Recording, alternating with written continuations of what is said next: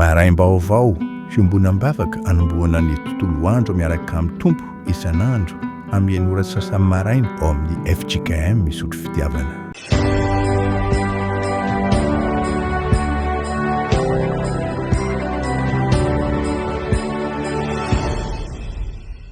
Talata 13 Desambra taona 2020 fifaliana ho antsika ny mandray ny iray mandrentsika Andriamanantena Soly Jean-Jacques Séraphin izay toniany Sampaty Foibe FJKM amin'izao fampovavana izao izy no hitondra ny afatr'Andriamanitra miarabanao amin'ny anaran'ny tompo ary mirary ny herin'ny faherezana amin'ny azakazaka be dia be izay tanterahany amin'ny fitantanana ny fiangonan'Andriamanitra ato amin'ny FJKM na dia ao anatin'ny fialan-tsasatra amin'ny taona aza ny Foibe dia indro ianao tonga ihany amin'ny fanetretena misaotra ry havana. Ny salamo fahatelo ambin'ny folo amby zato andininy voalohany hatramin'ny fahatelo no tononona ho teny fiantsoana. Salamo fahatelo ambin'ny folo amby zato andininy voalohany hatramin'ny fahatelo mitsangana ary hanome voninahitra ny tompo isika. Ho ny mpanao salamo, aleloia, midera ianareo mpanompon'i Jehova, midera ny anaran'i Jehova, isaorana ny anaran'i Jehova hatramin'izao ka ho mandrakizay, hatramin'ny fiposahan'ny masoandro ka hatramin'ny filentehany, ho deraina ny anaran'i Jehova. Amen. Hivavaka isika.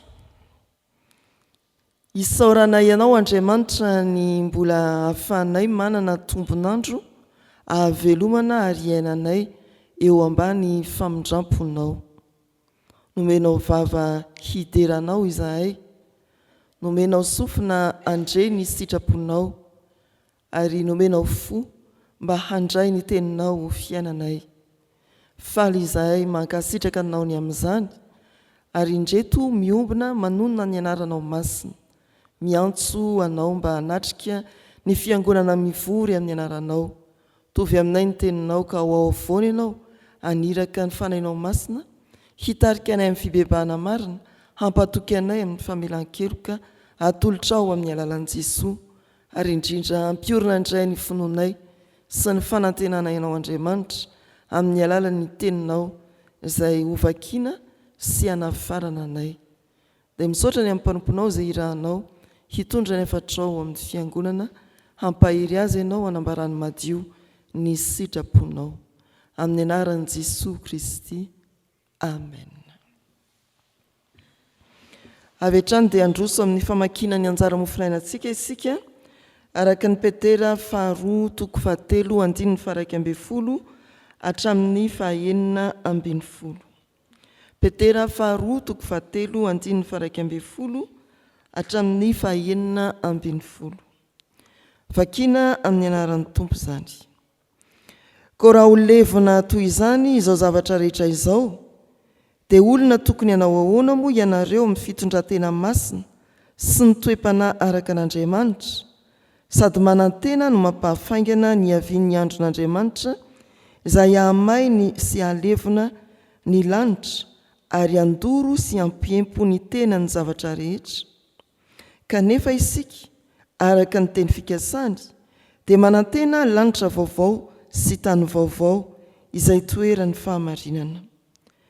Ko amin'izany ry malala, satria manantena izany zavatra izany ianareo, dia mahasotomba ho hita tsy manatsiny amam-pondro eo anatrehan'ny tompo amin'ny fihavanana.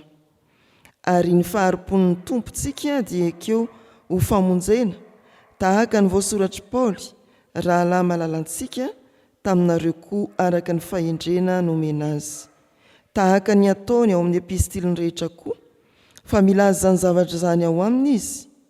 Ary aminareo dia misy zavatra sarom-pantarina izay aolan'ny olona kely fahalalana sady tsy miorina tsara, tahaka ny anaovany teny sasany amin'ny soratra masina koa, ka mahatonga fahaverezana ho an'ny tenany. Amen.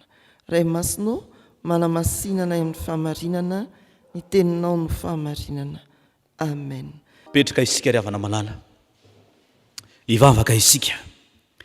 Maraim-baovao Andriamanitra, maraim-baovao ety ampamaraparanana ny taona 520. maraim-baovao anantenana ianao Andriamanitra, maraim-baovao zay araka izany tononkira zany dia tena manantenanao zahay, misy lala marina, misy lala tsara tianao izorany fiangonana.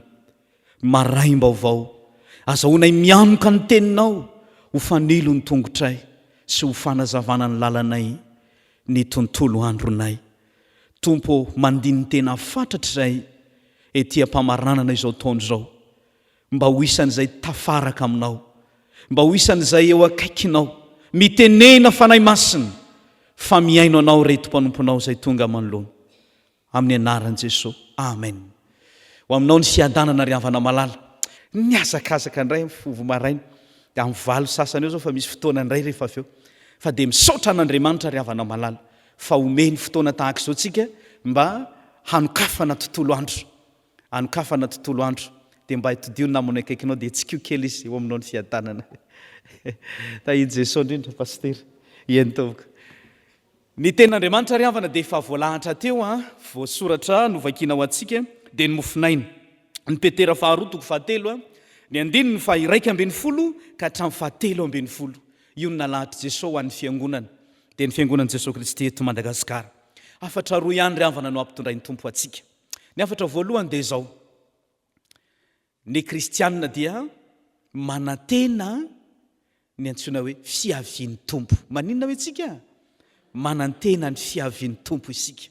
Ary ny faharoa, ny kristianina dia manantena lay lanitra vaovao sy tany vaovao. Manantena inona hoe tsika?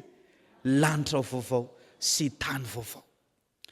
Valim-panontaniana goavana manoloanareo adievitry ny maro tamin'izany fotoana izany no hoe ela loatra vao avy ny tompo, mba ho avy ihany ve zao tompo zao? Manoloana ny fiavian'ny tompo, manoloana ny fiavian'ny tompo.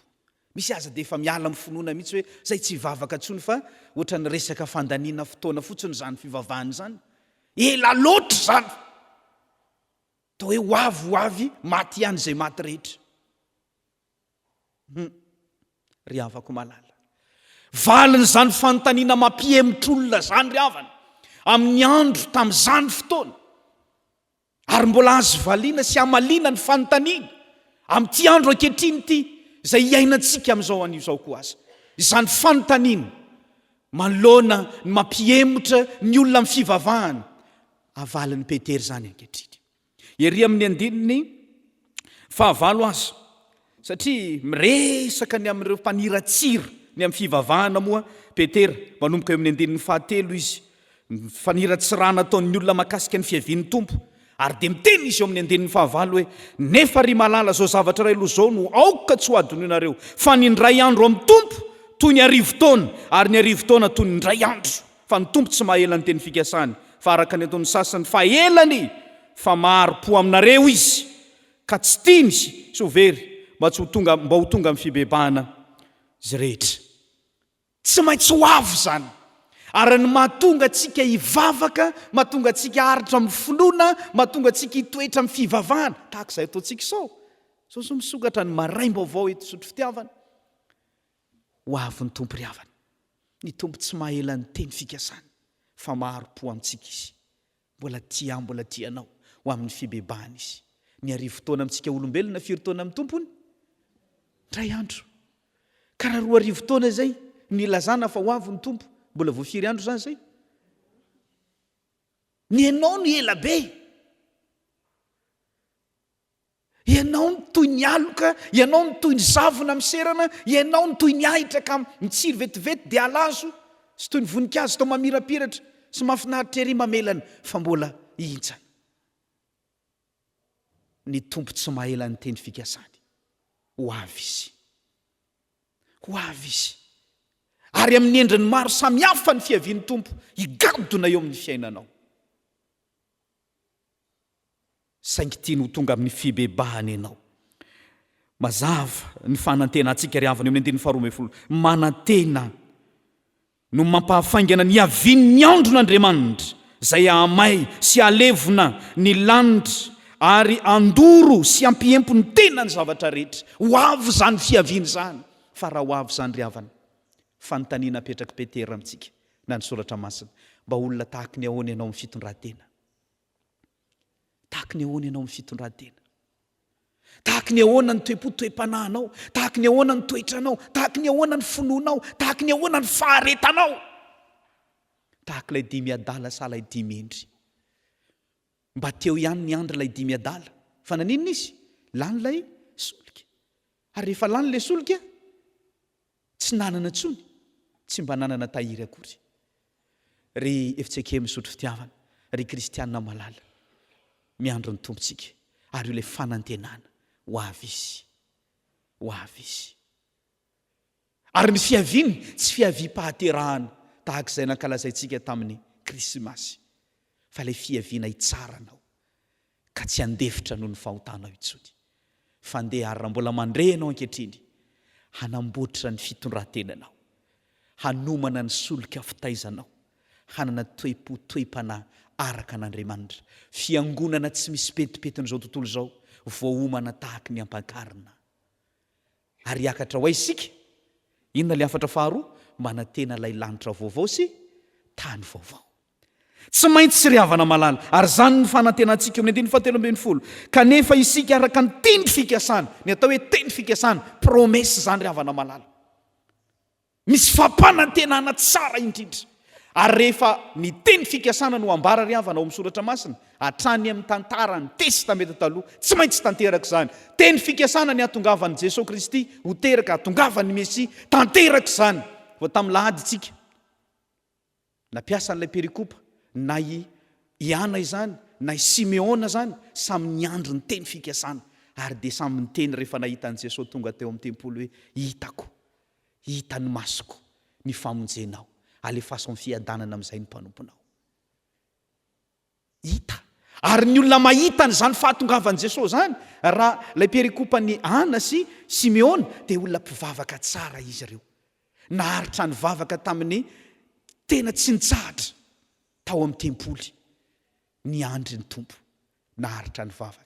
Tahaka izao ataontsika izao, maraina ny andro, tonga aty am-piangonana, maharitra, ary aza matahotra ry havana, fa hita ianao, ary eo naminy ianao, hafantatra azy ianao, handray ny fifaliana avy aminy ianao. Ary izay ilay voalaza eto hoe manantena lanitra vaovao sy tany vaovao ianao.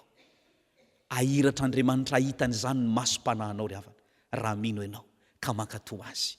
Lanitra vaovao, tany vaovao, zany ny mahatonga hiazakazaka ka tsy horeraka amin'ny fivavahana, zany ny mahatonga na inona fanenjenany amin'ny finoko an'Andriamanitra tsy hemotra, zany ny mahatonga na tsy maintsy miatrika ady sarotra azy amin'ny fiainam-panarahana dian'Andriamanitra, zaty tsy maintsy mandroso, ary zaty tsy maintsy mivavaka.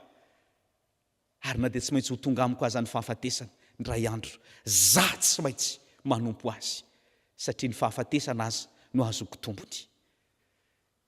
Lanitra vaovao sy tany vaovao, mino zany ve ianao ry havako malala? Zany no mahatonga antsika hitahiry ny finoana mandraka an'io. Mahiresa, ny fanantenako ho avy ny tompo, ny fanantenako lanitra vaovao sy tany vaovao, ny fanantenanao ho avy ny tompo, ary ny fanantenanao lanitra vaovao sy tany vaovao. Ho an'Andriamanitra ny voninahitra, ho aminao ny fiadanana. Amen.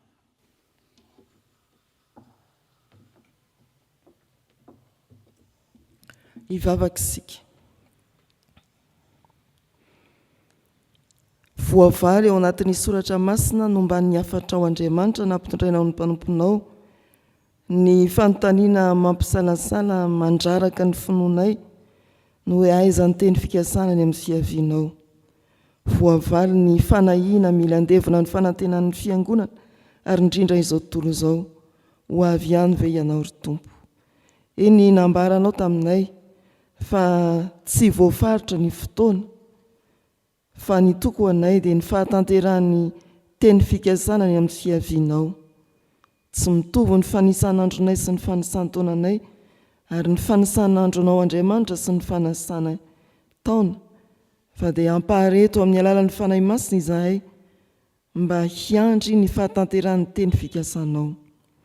Tsy ho avy ianao fe ho avy fotsiny, fa ho avy hitsara, ary anokatra lanitra vaovao tany vaovao anjara ho an'ny fananaiky anao nino anao ny toetra tamin'ny faharetana ny fiandrasana ny fiavianao koa dia omeo anay koa ny fanahy masina mba tsy naman'izay emotra ho amin'ny fahaverezana izahay fandroso ho amin'ny famonjena ny fanahy satria manomana ny vaovao mandrakariva ho anay ianao amin'ity tontolo andro ity vaovao aminay ny andro ho vaovao aminay koa ny famindramponao ho vaovao ny zavatra rehetra asehonao aminay na dia efa mahazatra anay aza ny lalana mankany am-piasana ny lalana izorana mivoaka sy miditra ny tokoana ambaravarana dia ataovy manana ny masonao Andriamanitra izahay mahita zavatra vaovao miaina fiainam-baovao ao amin'i Kristy indrindra koa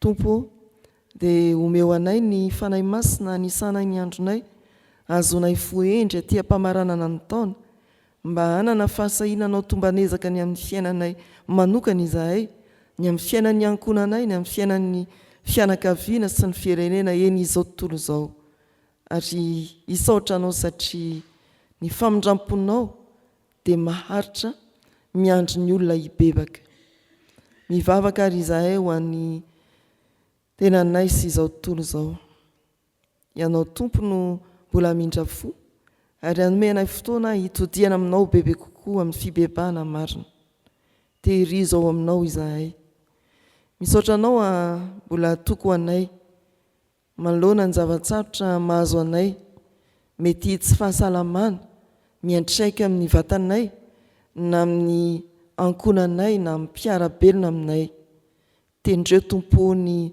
fototra aretina mampanaintainanay ary tondray fanasitrana izay tsy hiara-nofo ihany fa niara-panahy indrindra koa dia efa melan-keloka omeo anay ny herinao hiatrehanay izay mety ho fahatsiarovana ratsy amin'izao faraparany taona izao ny amin'ireo havana lasa nodimandry tamin'ity taona ity ny amin'ireo manamanjoa miatrika fahoriana amin'izao andro anio izao Tompo ampaherezy izahay mba hanadino ny lasa hiametraka ny zavatra rehetra eo am-pelantananao ary anantenany ho avy hialohavanao Andriamanitra lay Tompo ny fiainanay misaotra anao ny amin'ny fanampiana ho anay amin'ireo vesatra samihafa eo antsorokay ny olana ara-ankonana ny olana ara-kasa ireo olana samihafa eny amin'ny fiarahamonina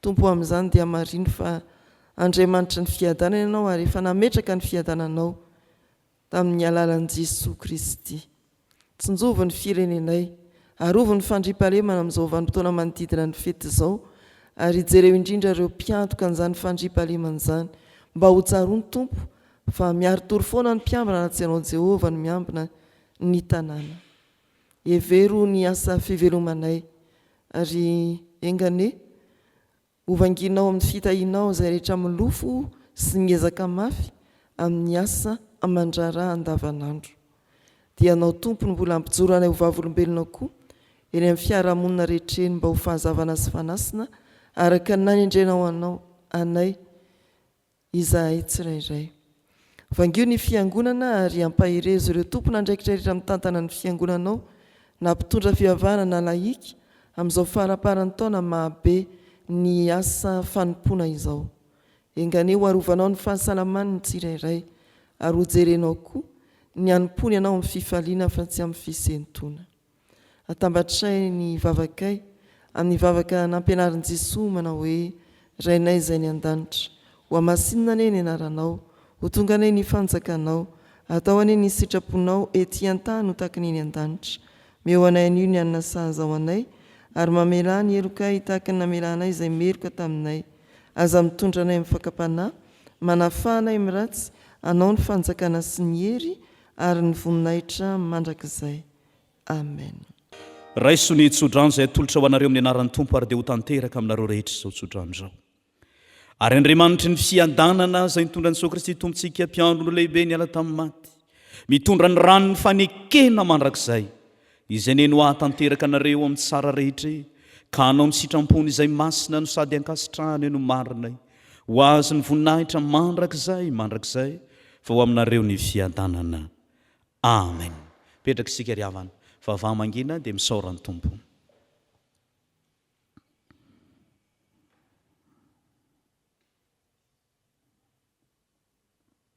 Ho an'Andriamanitra irery ny voninahitra, amin'ny anaran'ny Ray sy ny Zanaka ary ny fanahy masina. Amen.